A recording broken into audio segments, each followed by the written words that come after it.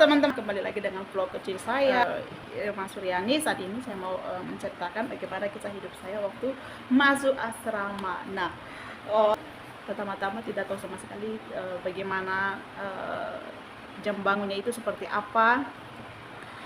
Terus apa-apa yang dilakukan di situ memang saya dengar sekilas. Ada kita bangun pagi, kita cuci muka, ini renungan segala macam, dan semuanya waktu-waktu kita itu diatur sama asrama ya. Waktu awal-awal itu hati saya kayak memberontak begitu. Wah, kok begini? Terus kalau terlambat bangun begitu dimarahin, diomelin. Dan ternyata setelah saya mengikutinya semua, maksudnya menjalaninya, proses itu memang tidak mudah, tapi puji Tuhan bisa dilewati bersama Tuhan kayak gitu ya. Memang proses itu tidak mudah teman-teman, tapi di sini kita diajarkan sama Tuhan supaya kita taat begitu ya kepada proses. Dan masuk sekolah hamba Tuhan itu tidak mudah. Orang-orang yang tidak kuat, tidak tahan dengan pembentukan, pasti mereka akan angkat kaki. Tapi puji Tuhan, saya bisa melewati itu semua oleh karena Tuhan yang memampukan begitu. Waktu masuk asrama itu tahun berapa itu ya, yayasan tempat kami kuliah itu mengalami krisis, usahanya lagi bermasalah begitu. Jadi uang makan anak-anak asrama itu terganggu juga, dalam arti nggak lancar dikasih begitu ya. Terus kita pernah tidak makan begitu ya 1 hari. Setelah itu tidak makan, akhirnya kita anak-anak asrama patungan seberapa yang ada sama kita. Tahu kan kalau anak-anak asrama itu tidak punya uang guys, tidak punya uang. Terus ya rata-rata orang tua kita itu ada yang tidak mampu, ada yang tidak punya penghasilan tetap, rata-rata petani. Dan bersyukur bisa dilewati sekalipun itu tidak mudah. Dan singkat cerita, kita kumpulin uang 1.000, ada yang 2.000, kita beli mie instan itu kita beli 5, yang makan bisa sampai 15 orang ke 20 orang begitu ya, sampai bisa dimakan sampai ya 20 orang lebih gitulah, hampir 30 begitu. Kita bagi-bagi di piring, berapa sendok, 2 sendok begitu. Jadi kuahnya yang banyak kayak gitu ya, terus dikasih garam supaya ada rasa. Dan itu kami alami selama beberapa bulan, kayaknya 2 bulan ke berapa gitu ya. Dan akhirnya kami berdoa puasa, berdoa Tuhan berkati sponsor kami supaya dia mendapatkan dana. Soalnya kita tinggal di tanah Jawa ini, kita nggak punya siapa-siapa, kita nggak punya keluarga begitu ya. Tapi puji Tuhan, Tuhan gerakan orang-orang untuk membantu kita. Nggak tahu dari mana itu beras, dan akhirnya kita bisa makan. Dan yang sedihnya lagi, sekalipun kita begitu kondisinya, tapi kita masih bisa tertawa karena banyak teman-teman yang bikin lucu-lucu. Jadi kita nggak merasakan tidak punya apa-apa begitu ya. Cerita berikutnya lagi, saya pernah tidak punya sabun mandi dan pasta gigi. Pernah nggak punya pasta gigi, pernah nggak punya apa-apa semua, baik dari sabun mandi, sampo, body. Kalau lipstick kan nggak terlalu dipakai ya di sana.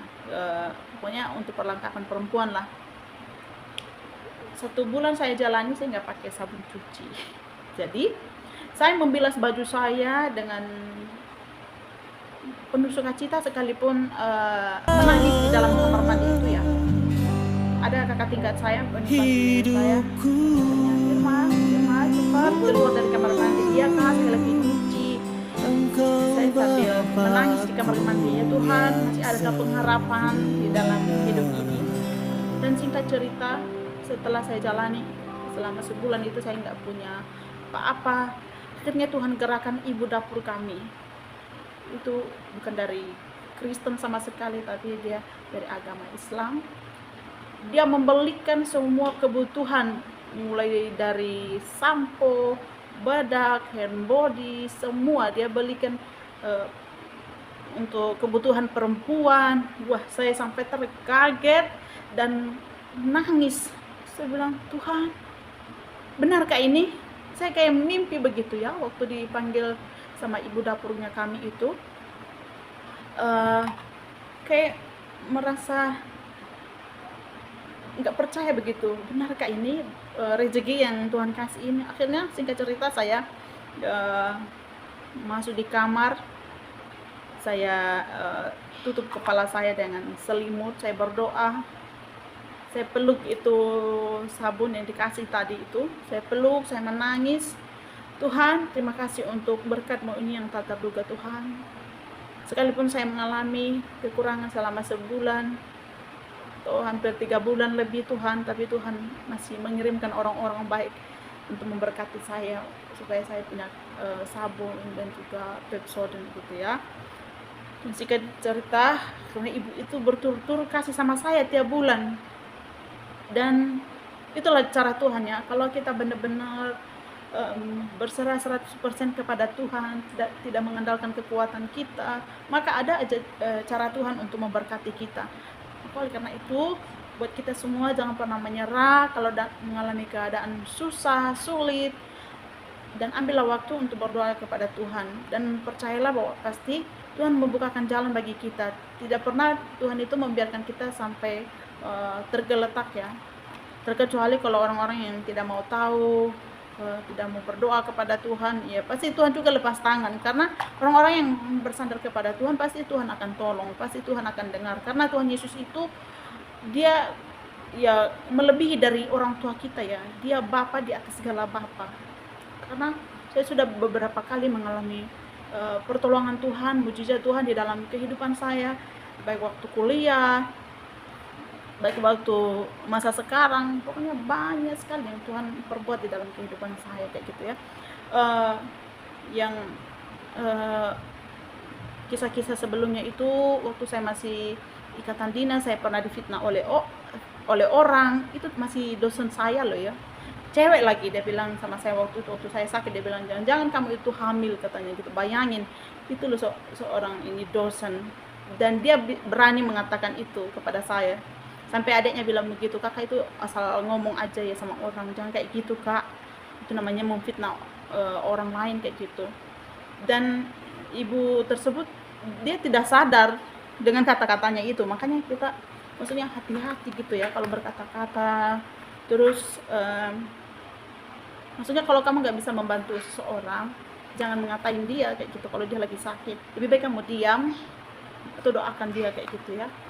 Itulah yang saya alami teman-teman. Jadi kalau ada yang pernah mengalami sakit hati kepada siapapun, jangan pernah membalas kejahatan itu, karena itu hanya menyebarkan penyakit kepada orang lain kayak gitu ya. Kita sudah dikasih penyakit itu, maksudnya dibuat kita sakit hati, tapi kita melemparkannya lagi kepada orang lain, itu sama halnya kita tidak ada bedanya dengan orang itu kayak gitu. Saya cuma bilang di saat itu waktu saya difitnah waktu ikatan dinas itu saya sakit, saya bilang terima kasih ya Bu untuk kata-katanya, saya sangat bersyukur loh saya mendengarkan kata-kata itu, saya bilang gitu. Dan puji Tuhan saya bisa menyelesaikan ikatan dinas sampai saya selesai dengan penuh sukacita, dan ya semuanya karena pertolongan Tuhan. Dan kisah-kisah saya sebelumnya saya sudah pernah ceritakan di vlog saya sebelumnya, saya sudah bagikan di channel YouTube saya, bisa dilihat. Ya itulah ya teman-teman, dari kisah hidup saya. Semoga teman-teman bisa terberkati melalui kisah-kisah hidup saya. Oke, see you, God bless you.